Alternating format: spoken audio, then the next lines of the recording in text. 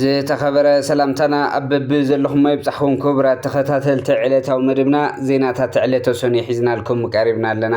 ፈለማ ኣርእስተ ዜና ክነስማዓኩም። ትግራይ ኣብዚ ሕዚ እዋን ዘለዋ እንኮ መማረፂ እንታይ እዩ? መረፃ ኣመራርሓ መዘክር ሰማዕታት ትግራይ ኣሕፈሮም ጨንፈር መቐለን ከባቢኣን ተኻይዱ ኣሎ። ብሉፅ መምህር ንዝሐሸት ትግራይ ክትስዕር ዘለዋ ትግራይ ኣብ ዝተሰዓረት ትግራይ ሰዓርን ተሰዓርና ይህሉን ክብሉ ምክትል ግዚያዊ ምምሕዳር ትግራይ ሌትናንት ጀነራል ታደሰ ወረደ ኣፍሊጦም። ሕዚ ድማ ናብ ዝርዝሮም ክነስግረኩም።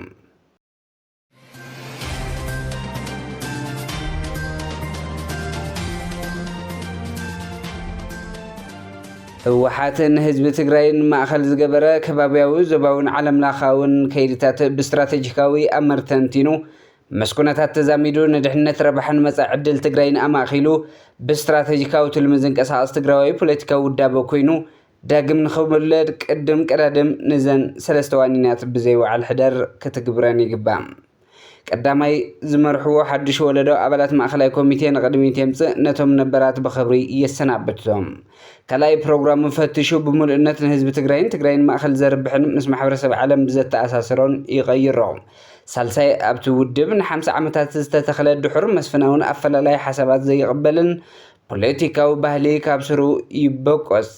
ሎሚ ኣብ ትግራይ ኣሳፊሑ ዝረአ ዘሎ ውድቀት ፖለቲካ ባህሊ ፍልፍሉ እቲ ን50 ዓመታት ኣብ ትግራይ ዝተተኸለ ፖለቲካዊ ኣካይዳ እዩ። እዚ ኣፈላላይ ሓሳብ ዘይፃወር ደንበ ፈታዊ ወይ ፀላኢ ብዝብል ዝመቓቐል ድሑር ፈልሲ ሎሚ ገዊዱ ኣፍርዩ ዝደማመፅ ወለዶ ኣስኢኑና ዘሎ። ኣነ ጥራሕ ዝሓስቦን ዝብሎን ትኽክል ኢሉ ዝተሸኽለ ካብኡ ዝተፈላለዩ ሓሳባት ኩሉ ስማስም ዝጥቅን ወለዶ ኣፍሪና። ህወሓት ከም ውድብ ካብቲ ዝተመግደረሉ መንሽሮ ክሓዊ እንተኮይኑ ነዚ መስፍናዊ ኣነነት ዝተኣጀለ ድሑር ፖለቲካዊ ባህሊ ብኬሞ ካብ ውሽጡ ከፅሪ ዳግም ክውለድን ኣሎ። ከም ውድብ ምስ ህዝቢ ትግራይ ማሕበረሰብ ዓለም ዘተኣሳስሩ ፖለቲካዊ ክዕረን እዚ ፖለቲካዊ ባህሊ ወጊዱ ክብልን መሪሕነቱ ብሓድሽ ወለዶ ትዕርራይ ግድን ቀዳማይ ምዕራፍ ዕማም ዳግም ውልደቱ ክኸውን ኣለዎ።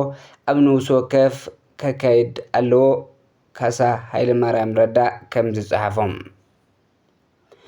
መረፃ ኣመራርሓ መዘክር ሰማዕታት ትግራይ ኣሕፈሮም ጨንፈር መቐለን ከባቢኣን ተኻይዱ። ህዝቢ ትግራይ ኣብ ታሪኹ ንዘመዝገቦ ብራኸን ውድቀትን ብምስናድን ብምዕቃብን ንወለዶታትን ንምስግጋር ዝዓለመ ዕላማ መዘክር ሰማዕታት ትግራይ ኣሕፈሮም ምዃኑ ምክትል ኣቦ መንበር ቦርድ መዘክር ሰማዕታት ትግራይ ኣሕፈሮም ተገዳላይ ገብረ እግዚኣብሔር ገብረ ሰላማ ንወለዶታት ትግራይ ካብ ጥንቲ ብመስዋእቱ ታሪክ እናሰርሐ ከም ዝመፀ ገሊፆም። ብዘመን ይሓ ኣክሱም ኣብ ኩናት ጉንደት ውራዕ ኩናት ዓድዋ ኣብ ቃልሲ 17 ዓመታት ወራር ሻዕብያ ንምምካት ኣብ ዝተገበረ ቃልሲ ህዝቢ ትግራይ ልዑል ተጋድሎ ገይሩ ዓበይቲ ዓወታት ከም ዝሓፈሰ ተጋዳላይ ገብረ እግዚኣብሔር ገብረ ሰላማ ዓዲ ኣሕፈሮም ገሊፁ ኣሎ። ኣብዚ ቀረባ እዋን ብዘጋጠመ ፀንተት ወራር እውን መንእሰይ ወለዶ መስተንክራዊ መስዋእቲ ብምኽፋል ዋርድያ ሓለዋን ድሕንነትን ህዝቢ ምዃኑ ዘረጋገፀሉ እዩ ነይሩ። ምስ በለ ነዚ ተጋድሎ ክብሪ ብምሃብ ምዝካር ምዕቃብ ግዜ ዝጠልቦ ዋኒን ኢሎም። ሚስጥር ዓወታት ዓቕምታት ህዝቢ ትግራይ ካብ ዝበሃሉ ቀዳማይ ትግራዋይ እዩ። ባህሊ ህዝቢ ትግራይ፣ ክብርታት ተጋሩ፣ ታሪክ ትግራይ ታሪክ ባዕላ ዘይመርመረትን ክትዕቀብ ዝግባእን እያ። ሓድነት ተጋሩ ክዕቀቡ ካብ ዝግብኦም ሚስጥራት ከም ዝኾኑ እውን ኣብርሄሎም። ብሉፅ መምህር ንዝሐሸት ትግራይ ንሞያ መምህርነት ዝግባእ ክብሪ ንምሃብ ንምልዓልን ብሉፃት መምህራን ኣመራርሓ ትምህርቲ ንምምስጋን ዝዓለመ ስነ ስርዓት ሽልማት ብሉፃት መምህራን ትግራይ ዘርኡ ካብ ሓወልቲ ሰማዕታት ትግራይ ተኻይዶሎም። መበገሲና ትግራይ ምድሓን ንኽትስዕር ምግባር ክኸውን ይግባእ ዝበሉ ኣብቲ መድረክ ዝተረኽቡ ምክትል ፕሬዚዳንት ግዚያዊ ምምሕዳር ትግራይ ጀነራል ታደሰ ወረደ ንስነ ስርዓት ሽልማት ብሉፃት መምህራን ትግራይ ተበግሶ ንዝወሰዱ ወገናት ኣመስጊኖም። ቢሮ ትምህርቲ ትግራይ ኤጀንሲ መራኸቢ ሓፋሽ ትግራይ ኖርዘር ስታር ሆቴል ብሓባር ዘሰናድእዎ መድረክ ሽልማት ብሉፃት መምህራን ኣመራርሓ ኣብያተ ትምህርትን ትግራይ ትማሊ ዕለት ተሰላሲሉ ኣሎ።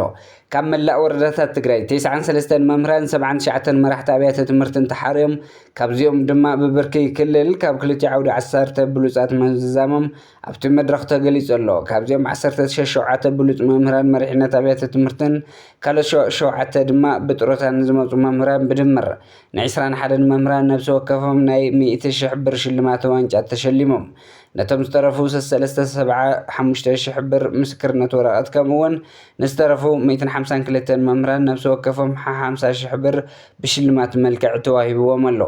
እዚ ካብ 50,000 ክሳብ 100,000 ዝዛይድ ሽልማት ዝሸፈነ ሆቴል ኖርዘርን ስታር ምዃኑ ብድምር ካብ 20 ሚልዮን ላዕሊ ዝኣክል ገንዘብ ነዚ መድረኽ ሽልማት ፈሰስ ምዃኑ ኣብቲ መድረኽ ተሓቢሩ ኣሎ።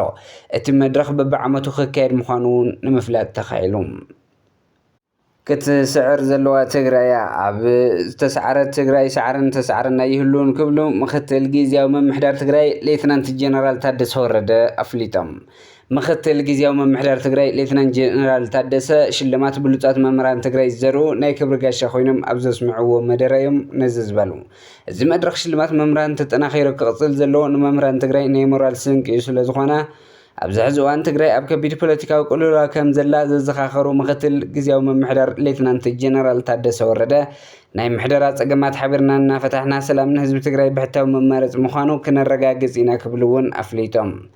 ምክትል ጊዜያዊ ምምሕዳር ትግራይ ሌተናንት ጀነራል ታደሰ ብናትና ፖለቲካዊ ሕማቕ እቲ መንእሰይ ተስፋ እናቆረፀ እታ ዝፈትዋ ትግራይ እናገደፈ ንስደት ምጉዓዝ መማረፂ እናወሰደ ይርከብ ዝበሉ ኮይኖም ናይ ትግራይ ፀገም መበገሲኡ ፖለቲካዊ ዋላ እኳ እንተኾነ መዛዘሚኡ ድማ ሰላም ክንገብሮ ክንሰርሕ ኢና ክብሉ ኣፍሊጦም።